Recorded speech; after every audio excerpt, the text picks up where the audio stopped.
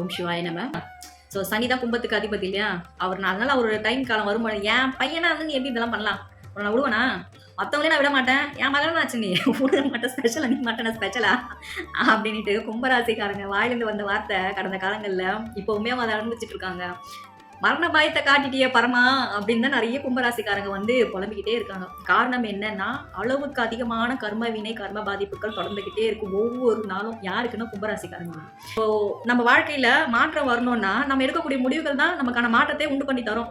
நம்ம அந்த முடிவு என்னன்றதை நம்ம அனலைஸ் பண்ணலன்னா, ஒவ்வொரு நாளும் கத்தி மேல நடக்கிற கதையா தான் இருக்கும். ஸோ இப்போ நான் சொல்லக்கூடிய சில விஷயங்கள் நீங்க ஃபாலோ பண்ணாலே போதும். உங்களுக்கு கிட்டத்தட்ட ஒரு 50% ப்ராப்ளம் வந்து ரிலீவ் ஆகிறத உங்களால அனலைஸ் பண்ண முடியும். உங்க வாழ்க்கையில மேக்ஸிமம் மீன ராசிக்காரங்க கிட்ட இருந்து ஃப்ரீயா ஏதோ வாங்கி சாப்பிடாம இருங்க. ஒண்ணு. விருந்தும் மருந்தும் 3 நாள் தான். அதுக்கு மேல அது கணக்கே கிடையாதுன்றத நீங்க ஃபிக்ஸ் பண்ணிக்கோங்க.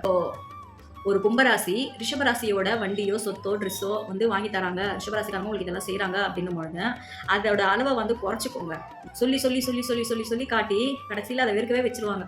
ஸோ அப்போ அந்த அவங்க கிட்ட இருந்து வாங்கின அந்த பொருளால உங்களோட கர்ம பாதிப்பு வந்து உங்களுக்கு மன அழுத்தங்கள் உண்டாகும். ஸோ ஒரு கும்பராசிக்காரங்க கடகராசிக்காரங்க கூட ரொம்ப டிராவலில் இருப்பாங்க, நல்லா பேசுவாங்க, பழகுவாங்க, எல்லாம் ஓகே.